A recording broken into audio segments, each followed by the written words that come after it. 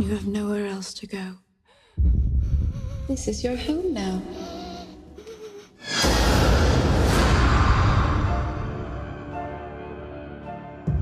Hey guys, today we're going to be talking about Crimson Peak, which is a movie that I did not see in theaters, mostly because a lot of you had told me, this isn't really a horror, you can skip it, like it's just more of a thriller, suspense love story, or like a love story with ghosts in it is what I was told a lot. I kind of regret not seeing it in theaters now, to be honest. I think this would have been a beautiful like theater experience, but because it has horror elements in it, I thought I would review it, plus tons of you have been requesting it. Now, this was written by Guillermo del Toro, which if you know my channel at all, is my favorite director, producer, writer ever. He does some of the best horror. He did Mama, or he was a producer on Mama. One of my top 3 favorite horror films, which is one of the reasons why I have an issue with Crimson Peak, but we'll get to that. Jessica Chastain is cast in this, who is amazing. She's seriously a chameleon and can do anything. She was in Mama, but after working with her on that film, Guillermo actually gave her the script for Crimson Peak, and she was cast to play the lead girl, the like romantic girl. But then she asked if she could play the role of the sister Lucille instead of Edith, so I thought that was cool. She thought that character was much more interesting, which I agree. So a little bit of plot synopsis. It's basically a love story between Tom Hiddleston and this girl. He's like a mystery to her, and they get married, and he and his sister basically move her into their mansion. And then she starts seeing things, there are ghosts that appear here and there, and that's kind of where the horror elements come into. But mostly this plot is about the relationship of the 3 of them and like how they all interact and the love story and things like that. So I'm gonna tell you Guillermo del Toro's inspiration for this film so you can kind of get an idea of the vibe he was going for. He was inspired by The Innocents, The Haunting, The Exorcist, The Omen, and The Shining. Overall, I think this film was so aesthetically beautiful and just shot really well. The CG was a little bit here nor there for me. Like, it was a little bit awkward, I guess. Like, it was just obvious, and I think that took away from the horror elements. But they were ghosts. It's supernatural. Obviously, they're gonna, like, computerize some things, which made it a little bit less horrific and a little bit more artistic. Now, my biggest critique about this film. The mother that is played by the same guy who played Mama. Nothing wrong with him being in other movies. It just seems to me that every movie he's cast in, it's a typecast. Basically, I felt like I was watching Mama all over again whenever the ghost lady appeared on screen. I even paused it on her face,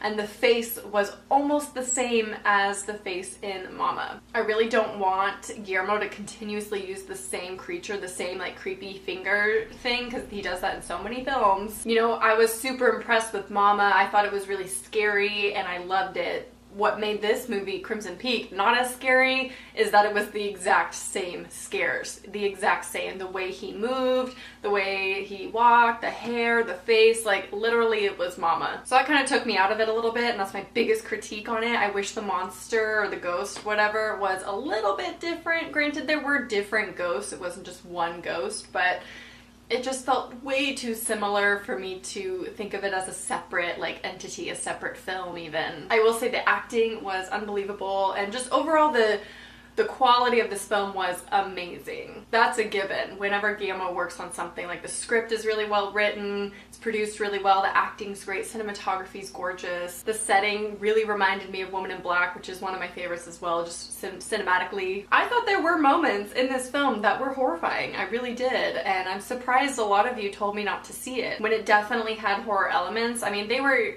few and far between, but when they did have them, they were like pretty scary in my opinion. I do think this would be a good introductory film for horror noobs, if you will. So if you're trying to get into horror or whatnot, I think this would be a really good film for you to start out with, because you just dip your feet into the supernatural realm a little bit, and it's pretty cool. But it's not like so scary. It's not so horrifying. It's not a lot of gore or anything. It's very much more supernatural and love stories, so it kind of meshes the two, and I think that's a good integration for people who are new to horror. Now the plot I thought was interesting, but I definitely called the twist at the end, because there is a twist at the end. Well, I didn't call it like from the beginning, I just kind of called it the closer it got to revealing the twist. I knew something weird was happening, and yeah, I love the twist though. I thought it was really cool. Overall, I really like this movie. I would definitely own it and watch it again, especially if I'm just kind of in the mood for not a super horrifying film, but something that's beautiful. Kind of like watching Woman in Black, but Woman in Black is definitely a lot more scary. Pepe!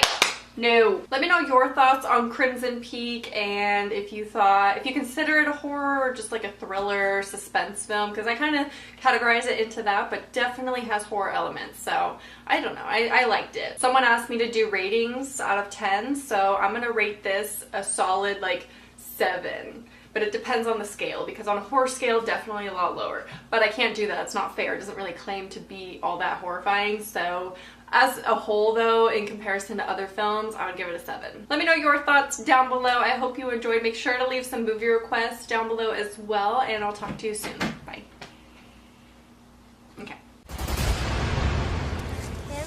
He's a nice man. He's gonna wash me in the river. Real Don't slow, hurt Dad. We're him. gonna do everything real He's a slow nice here, man. okay? He's gonna wash me in